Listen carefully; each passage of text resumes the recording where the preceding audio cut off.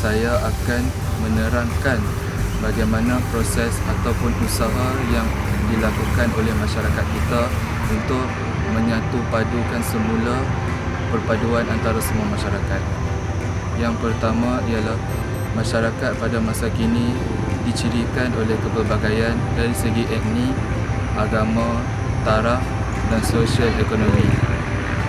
Contohnya, masyarakat kita amat mementingkan tentang sosial ekonomi kerana ia melibatkan kos sara hidup mereka.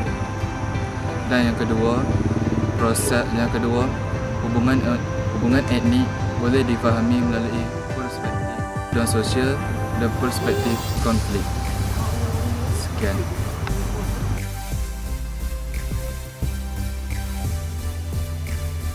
Kita nak terangkan tentang proses kesepaduan kaum. Proses yang pertama iaitu segregasi. Segregasi ni merupakan pemisahan atau pengasingan antara satu kumpulan etnik dengan kumpulan etnik yang lain. Sebaliknya, segregasi ni juga adalah proses sosial yang menyebabkan satu individu ataupun satu golongan etnik dipisahkan dan diasingkan daripada etnik yang lain, hingga menyebabkan mereka ni kurang interaksi ataupun tiada langsung interaksi antara mereka. Segregasi ni boleh berlaku melalui sistem persekolahan, sistem pendidikan, cara fahaman politik dan juga penggunaan akhbar.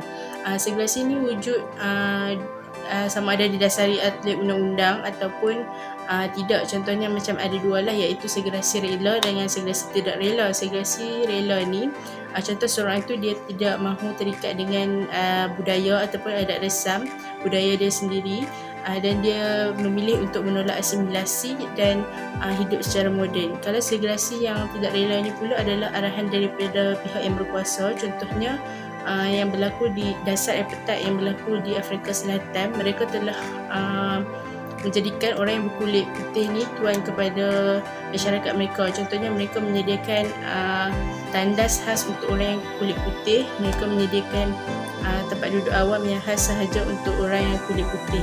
Itu adalah salah satu contoh segregasi. Saya ingin menerangkan tentang proses kedua, iaitu akomodasi.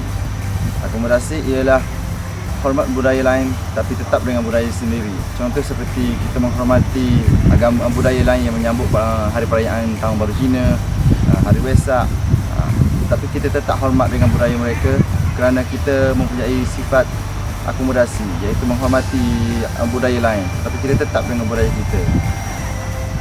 Selain itu, pemerintahan, setiap etnik mempunyai wakil.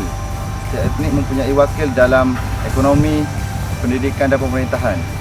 Di luar sana kita dapat lihat Malaysia dan Switzerland yang mengamalkan sifat akomodasi, tidak seperti Perancis dan Itali yang menggunakan bukan sifat akomodasi tapi mereka ada sifat mereka sendiri. Okey, sekian daripada saya. Wabillahi taufiq. Iaitu proses yang ketiga, akulturasi. Proses akulturasi ini adalah proses penerimaan unsur kebudayaan dalam kalangan individu maupun satu kelompok. Akulturasi terjadi apabila satu unsur kebudayaan dalam kelompok tersendiri dihadapkan dengan satu kebudayaan lain dari kelompok yang lain, sehinggakan kebudayaan lain itu dapat diolah dan diterima dalam kebudayaan sendiri.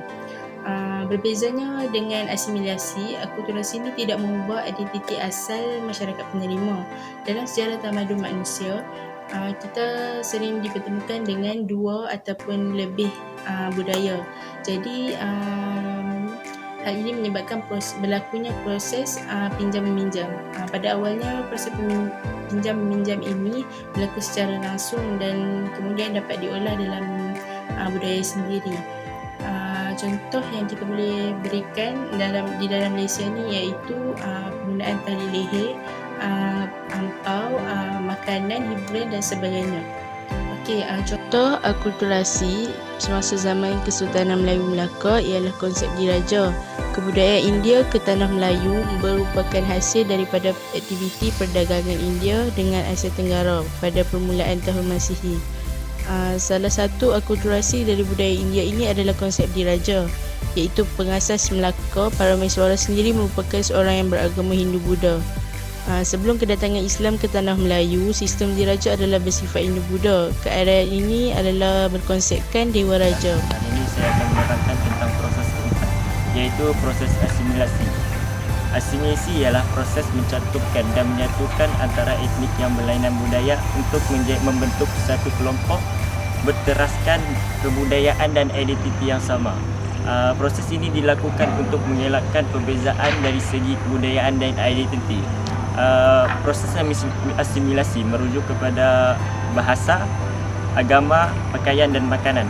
Sebagai contohnya, kita boleh tengok usaha dalam memperkenalkan seni tulisan khat dalam sistem pendidikan. Kita dapat tengok kedai-kedai Cina dan India di Kelantan banyak yang guna tulisan Jawi. Pendapat saya, proses asimilasi ini wajar dilakukan untuk mengelakkan berlakunya perkauman antara di dalam masyarakat. Sekian daripada saya. Assalamualaikum warahmatullahi wabarakatuh. Yang terakhir ialah proses amalgamasi. Amalgamasi merupakan proses yang terjadi apabila budaya atau ras bercampur untuk membentuk jenis-jenis budaya dan ras-ras yang baru.